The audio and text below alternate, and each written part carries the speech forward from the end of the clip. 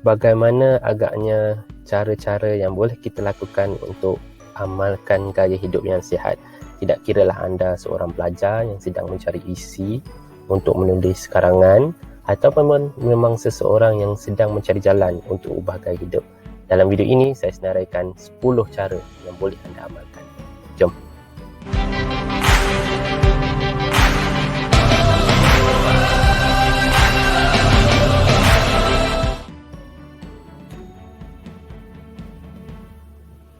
Assalamualaikum warahmatullahi wabarakatuh. Sebelum kita mula, sedikit perkenalan. Nama saya Dr. Khairi daripada sihatology.com, sebuah website gaya hidup sihat di mana kami sediakan panduan, tips, artikel, resepi dan juga latihan bagi anda yang sedang mencari informasi dan berusaha untuk mengubah gaya hidup. Boleh ikuti kami di Facebook, Twitter, Instagram, dan jika anda melihat video ini di YouTube, jangan lupa tekan butang subscribe. Baik, sebelum kita mula, saya ingin bawa anda kepada kata-kata yang telah diucapkan oleh Naval Ravikant, seorang entrepreneur. Dia katakan, doctors won't make you healthy, nutritionists won't make you slim, teachers won't make you smart, gurus won't make you calm, mentors won't make you rich, trainers won't make you fit. Ultimately, you have to take responsibility. Save yourself. Secara mudahnya, jika anda ingin sihat, anda ingin kurus, anda ingin lebih fit, anda ingin lebih tenang, lebih bahagia, kita perlu mengambil tanggungjawab itu dan kita yang perlu mengubahnya. Tak boleh mengharap pada orang lain, kita yang harus mulakan perubahannya. Okay? So, bagi untuk memulakan 10 amalan gaya hidup sihat ini, kita lihat sedikit definisi. Kalau jika anda seorang pelajar, anda boleh letak definisi ini di pendahuluan. Gaya hidup sihat bermakna kita melakukan amalan-amalan tertentu dan amalan-amalan tersebut adalah core topik kita pada hari ini, seperti pemakanan, bersenam dan sebagainya, dan tujuan utamanya adalah untuk mengurangkan risiko penyakit dan ultimately mengelakkan kematian lah. Okay? Dan ini merupakan definisi yang telah diberikan oleh Badan Kesihatan Sedunia, WHO. Jadi apakah kepentingan yang mengapa penting sangat kita perlu amalkan gaya hidup sihat ini? Seperti yang kita katakan tadi, target kita adalah dua. Satu adalah untuk mengelakkan penyakit dan juga mengelakkan kematian. Dan mengapa sebenarnya penting untuk kita mengelakkan penyakit tu? Mengapa kita perlu lakukan sebelum kita sakit? Sebab mengamalkan gaya hidup sihat ini, apa yang saya boleh katakan adalah kita perlu lakukan semasa kita muda untuk mengelakkan penyakit kronik, dan bukannya apabila kita sudah mendapat penyakit baru kita nak mengamalkan gaya hidup sihat tu. Okay?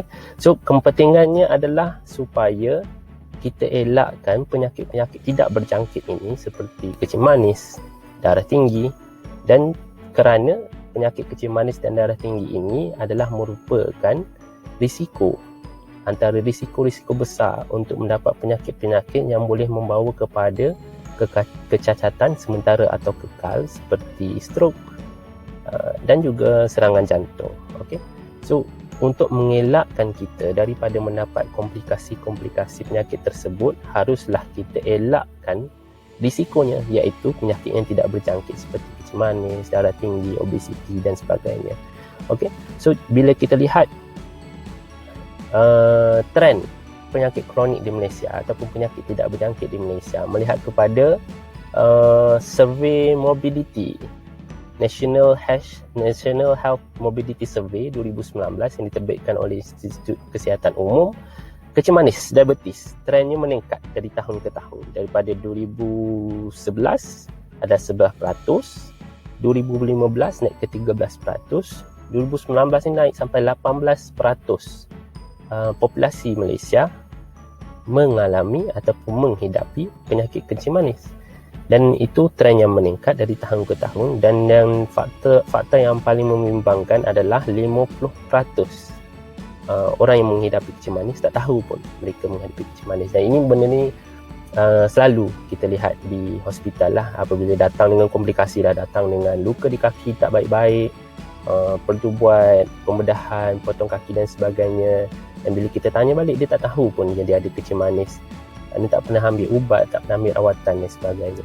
Dan benda itu pun sama untuk darah tinggi lah. 30% populasi rakyat Malaysia menghidapi penyakit darah tinggi, dan sama juga 50% daripada mereka tak tahu yang mereka mempunyai darah tinggi, tidak mendapatkan rawatan, tidak mengambil ubat, tidak melakukan follow up, dan hasilnya umur 40 ataupun 50 tahun pun sekarang ni saya sudah lihat di hospital mereka datang dengan simptom-simptom stroke, tidak boleh bercakap, tidak boleh bergerak, lemah tangan dan sebagainya. Bermaksud mereka datang dengan komplikasi.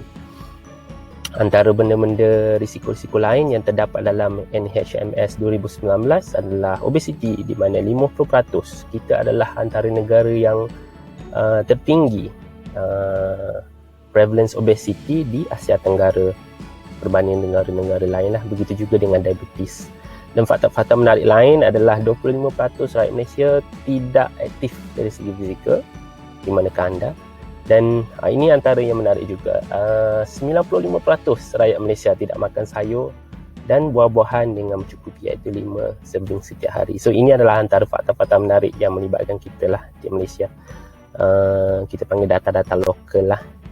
So jadi apabila trend-trend penyakit kronik ini meningkat, ini menunjukkan rakyat kita tidak sedar ataupun tidak mengambil serius perkara ini. Dan seperti yang saya katakan tadi, kenapa kita kena elak penyakit kronik ini dengan mengamalkan gaya hidup sihat adalah kerana penyakit-penyakit kronik, kencing manis, diabetes, darah tinggi atau obesiti ini meningkatkan risiko kepada penyakit-penyakit komplikasi, iaitu stroke, tidak kilap pendarahan ataupun sel darah yang tersumbat, penyakit jantung, sel darah tersumbat di jantung menyebabkan jantung menjadi lemah, dan apabila kencing manis di peringkat komplikasi, salur darah dan saraf di kaki tidak berapa elok, maka apabila ada luka susah untuk pulih dan menyebabkan jangkitan kuman yang teruk merebak ke seluruh badan, menyebabkan pembedahan, jadi terpaksa potong kaki di bawah lutut ataupun di atas lutut. Dan penyakit-penyakit ini menyebabkan kecacatan kekal ataupun tidak kekal, dan sebenarnya boleh membawa kematian. Dan kematian itu datang agak muda, umur 40 hingga 50 tahun. Jadi di sinilah datangnya kepentingan untuk kita mengamalkan gaya hidup sihat untuk mengelakkan penyakit-penyakit ini supaya kita boleh hidup bebas penyakit, ya. Dan jika anda masih belum yakin, sebab itu saya katakan kita perlu elakkan, kita perlu mengamalkan gaya hidup sihat ini pada peringkat muda, semasa kita masih lagi muda, umur 20 tahun, 30 tahun.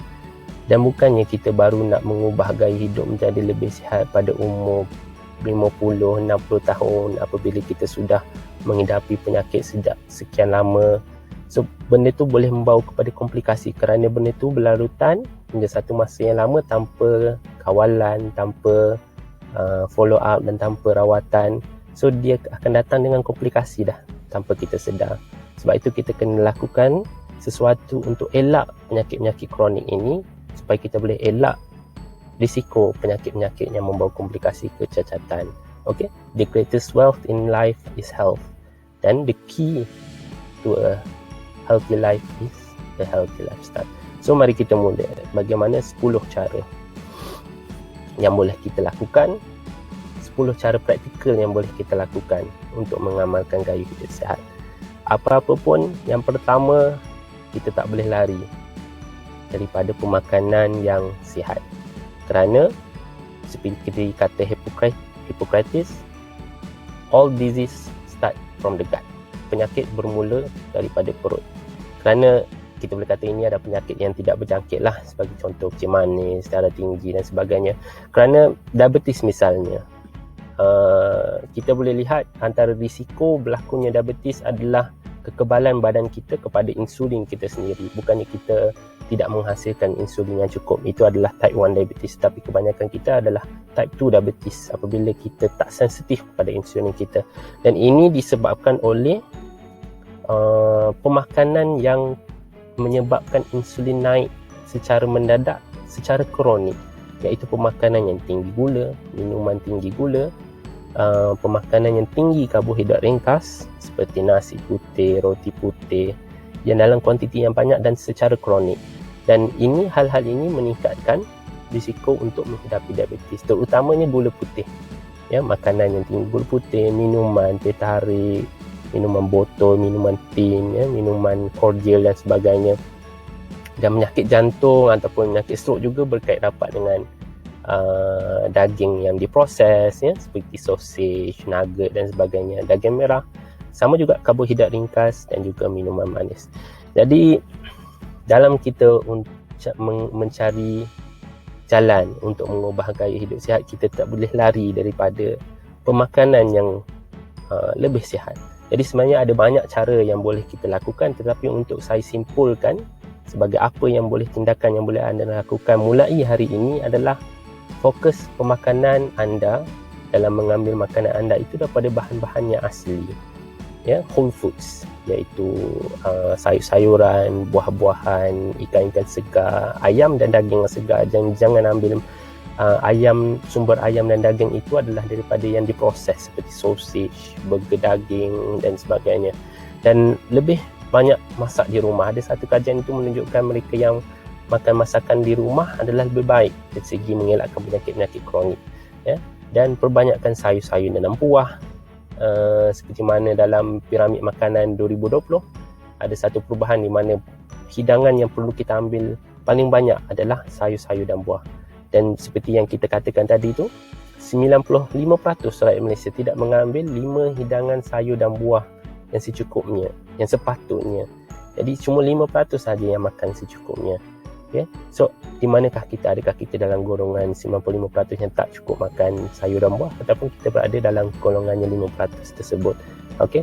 Dan boleh kita gunakan Pinggan Sihat Malaysia ataupun suku-suku separuh sebagai panduan asas, iaitu separuh pinggan. Setiap kali kita makan, separuh pinggan adalah daripada sayur dan buah, suku pinggan adalah daripada karbohidrat kompleks, bukan karbohidrat ringkas, dan suku lagi adalah daripada sumber protein, tidak kira lah sumber haiwan atau sumber tumbuhan, ya.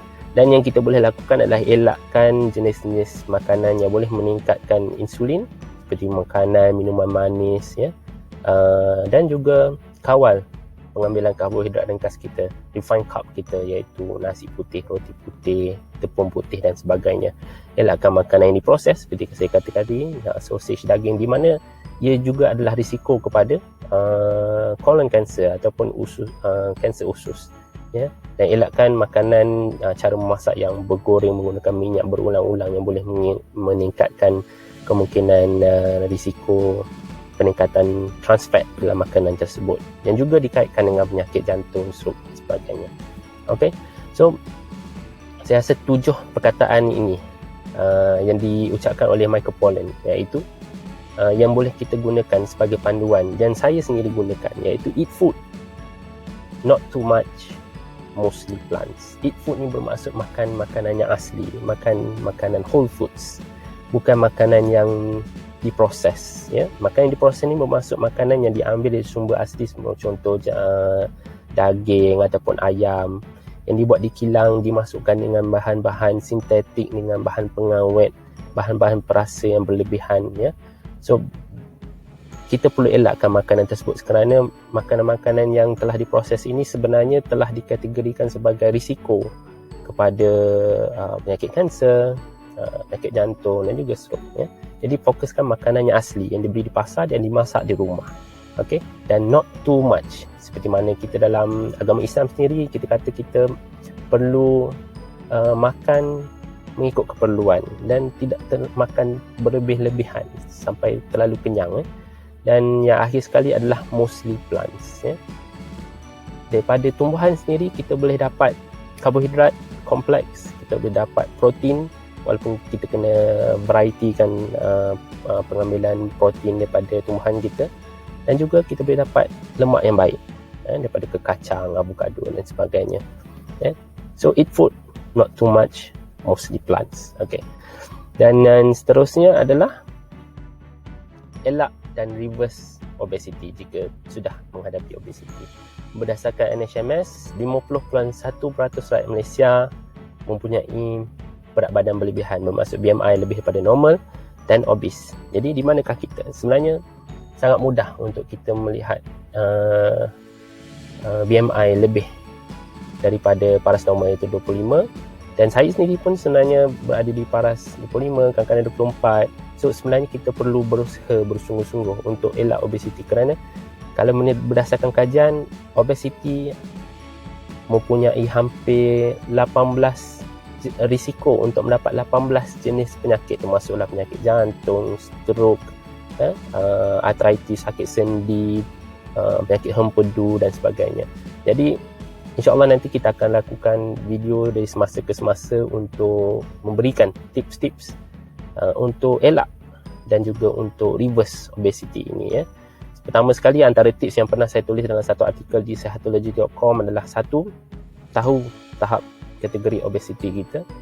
Nombor 2, seperti yang kita katakan dalam langkah pertama tadi, adalah tahu cara untuk makan lebih sihat. Ketiga adalah tahu apa yang perlu dielakkan. Keempat adalah ikuti waktu makan yang betul. Bukan asyik makan sepanjang hari, makan dalam 8-10 kali sehari, dan kita perlu aktifkan fizikal kita. Okay? So nanti kita akan cuba ketengahkan lagi topik ini dari masa ke semasa. Yang ketiga, baru kita akan sebut tentang senaman lah ataupun aktiviti fizikal. 25% rakyat Malaysia tidak aktif bersenam dan sebagainya. Tapi harus kita fikir, harus kita fokuskan, kita bersenam ini bukan untuk membakar kalori.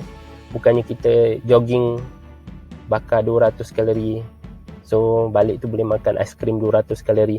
Itu bukan konsep bersenam yang betul. Nanti kita akan terangkan lagi dalam video berkaitan kalori. Tapi kita bersenam ini adalah untuk meningkatkan metabolisme, membina otot dan juga meningkatkan sensitiviti insulin, ya. Dan kita lakukan semua ini bukan untuk target bakar kalori sahaja, kerana senaman ataupun aktiviti fizikal ini mempunyai kesan kebaikan yang lebih baik ataupun lebih besar daripada kalori tersebut. Okey, so terdapat banyak kebaikan-kebaikan bersenam dan aktiviti fizikal. Lakukan mengikut tahap aktiviti anda. Jangan terus tiba-tiba anda obes, tiba-tiba terus nak jogging 10, buat tarian maraton ke ataupun half maraton ke, buat berperingkat-peringkat asalkan kita banyak melakukan aktiviti. Dan aktiviti fizikal ni bukan sahaja jogging, tapi banyak boleh kita buat aktiviti HIIT, ataupun kita boleh melakukan senaman ataupun berjalan dahulu baru kita akan buat jogging dan sebagainya. Okey. So yang keempat, perkara yang paling penting tapi kita tak fokus sangat dalam mengamalkan gaya hidup sihat, iaitu tidur yang bercukupi. Kerana berdasarkan kajian kita boleh lihat tidur yang kurang boleh meningkatkan risiko penyakit kronik dan juga obesiti. Ini berkait rapat sebenarnya dengan hormon steroid, kortikosteroid lah. Apabila tidur yang tidak cukup, ia menyebabkan tekanan kepada badan, dan jika paras kortikosteroid ini tinggi, ia akan menyebabkan kesan kepada hormon insulin yang menyebabkan risiko kepada kencing manis dan risiko kepada penyakit-penyakit lain apabila ada kencing manis, iaitu stroke dan penyakit jantung. Okey, jadi antara benda yang kita boleh lakukan adalah pastikan kita tidur awal, elakkan minuman yang berkafein sebelum tidur. Salah satu lagi cara adalah elakkan bermain telefon.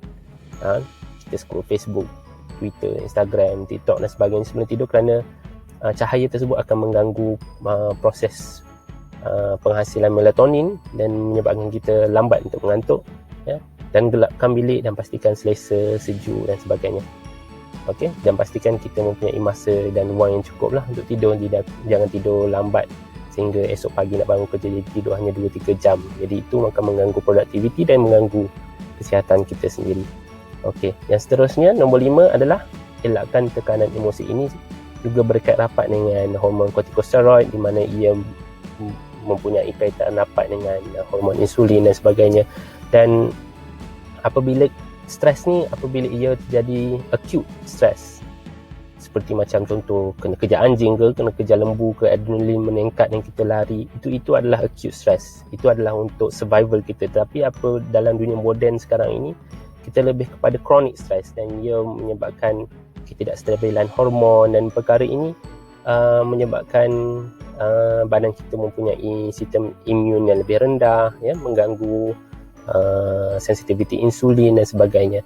Jadi apa yang kita boleh lakukan jika anda sentiasa rasakan diri murung ataupun sedih, tidak mahu keluar rumah, tak suka bercakap dengan orang, mungkin kita perlu dapatkan lebih nasihat daripada pakar psikiatri dan sebagainya, kerana mungkin kemurungan tersebut adalah benda yang patologikal.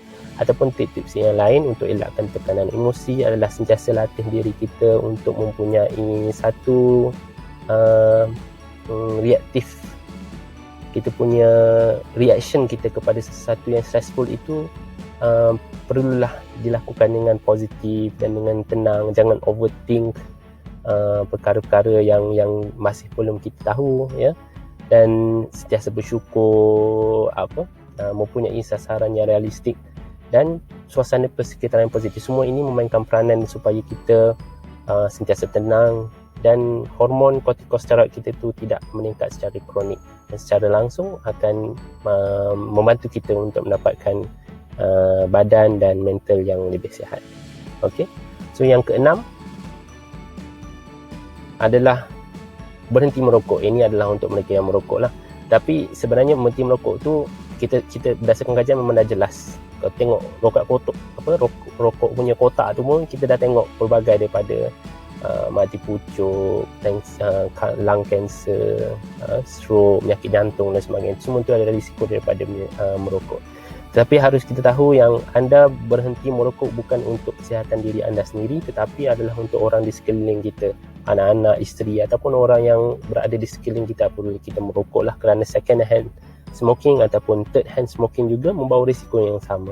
Jadi jangan elakkan diri kita membawa mudarat kepada orang lain juga. Kalau anda kata biarlah hisap rokok, anda juga yang ada komplikasinya.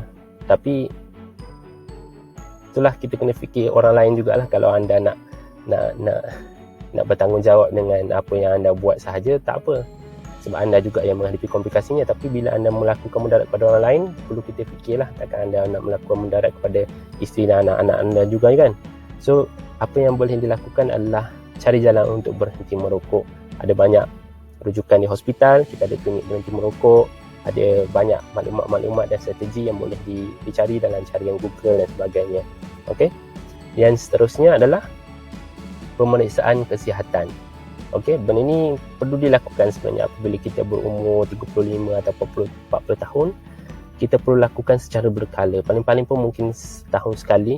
Kerana hampir 50% rakyat Malaysia menghidapi kencing manis dan darah tinggi, tapi mereka tak tahu pun mereka ada.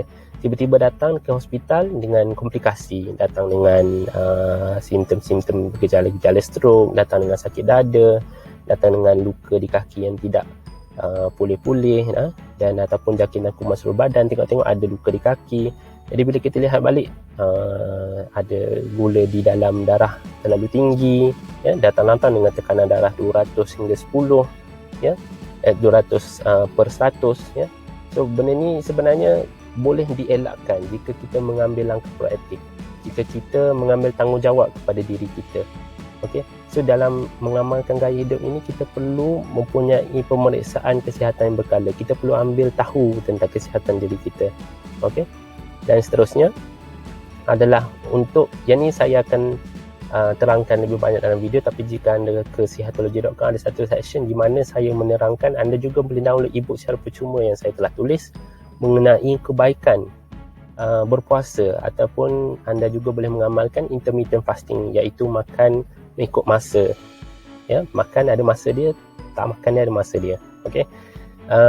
Kerana intermittent fasting ataupun berpuasa sunat ataupun puasa Ramadan mempunyai pelbagai kebaikan yang sangat positif kepada badan kita lah, dan ini berdasarkan kajian-kajian yang terbaru. Okay, boleh mengelakkan penyakit kronik, boleh meningkatkan sensitiviti insulin, dan juga membantu badan kita membaiki sel-sel kita dari DNA itu sendiri. Okay, so ia boleh dilakukan dengan mudah dengan berhenti makan lebih awal, ataupun makan lebih lewat sedikit, ataupun mengamalkan puasa sunat hari Isnin dan Khamis, asalkan kita lakukannya secara berterusan. Okay? Dan yang seterusnya adalah buat sama-sama, kerana apabila anda buat seorang-seorang, benda itu biasanya akan berhenti setengah jalan, dan biasanya tanpa sokongan orang lain, ataupun apabila kita lakukan seorang-seorang ni, dia kurang motivasi sikit. Okay? So apa yang anda boleh lakukan sebenarnya sokongan, sistem sokongan ni ada banyak. Anda boleh lihat di Facebook, di Instagram misalnya, Facebook group misalnya, ataupun sekarang ni ada WhatsApp community, Telegram community, ataupun kami di sihatology.com sendiri akan membantu anda bersama-sama untuk anda lakukan. Dan apa yang boleh anda lakukan sebenarnya adalah untuk ajak orang yang terdekat dengan anda. Jika anda ajak suami anda, ajak isteri, ajak anak-anak, dan lakukannya bersama-sama supaya sama-sama mengelakkan penyakit kronik, sama-sama kita untuk menjalani hidup yang lebih sihat dan bahagia. Okey, dan yang terakhir adalah cuba manfaatkan teknologi yang ada sekarang ini untuk digunakan sebagai salah satu cara untuk kita amalkan gaya hidup sihat. Kerana teknologi ni semua jenis lah, termasuklah app dalam smartphone anda, software, website. Sihatology.com sendiri merupakan satu digital media untuk membantu anda menjadi lebih sihat, ataupun app macam MyFitnessPal, Night Run Plus, Endomodo, dan banyak lagi sebenarnya app-app yang anda boleh download secara percuma dan boleh digunakan full features pun secara percuma. Kalau nak IF pun ada fasting, app live dan sebagainya. Dan wearable device ini sebagai satu pilihan, tapi sekarang ni teknologi ini mudah didapati dan dengan harga yang murah. Sebagai contoh, macam yang saya pakai ni, Mi Band ni harga lebih kurang dalam 100 lebih. Boleh rekod tidur anda, kalori anda, boleh rekod larian anda, steps anda, dan banyak feature-feature yang boleh didapati dengan harga yang berpatutan dan mudah. So boleh gunakan, manfaatkan teknologi untuk membantu anda untuk menjalani gaya hidup yang lebih sihat. Okey, so buat masa ini sahaja dahulu 10 cara untuk anda amalkan gaya hidup sihat. Untuk student boleh gunakan video ini sebagai isi-isi, dan anda boleh download slide ini di dalam website kami. Nanti saya akan letakkan link di description, dan juga anda boleh download artikel yang kami tulis. Dan video ini sebenarnya dihasilkan sebab artikel yang kami tulis mengenai gaya hidup sihat, 10 cara ini menduduki antara Google search result lah, yang nombor 1, nombor 2, kadang-kadang dia duduk atas daripada myhealth.gov.my. Jadi saya rasa bertanggungjawab untuk berikan anda informasi dari berbagai bentuk media lah untuk bantu, terutamanya student-student lah. Sekarang ni kalau saya rasa ada dalam silibus tingkatan 1, tingkatan 2, tingkatan 3 bahasa Malaysia ada tentang gaya hidup sihat, jadi anda kena tulis karangan dan sebagainya. So jadi membantu cikgu, saya sediakan video ini juga, So saya Dr. Bushairi lah sebagai ending. Saya sediakan semua slide ni, dan sihatology.com juga adalah di bawah kelolaan saya. Amalkan gaya hidup sihat untuk elak sakit, bukan kita dah sakit baru nak mulalah. So saya boleh kata masa itu dah agak terlambat lah.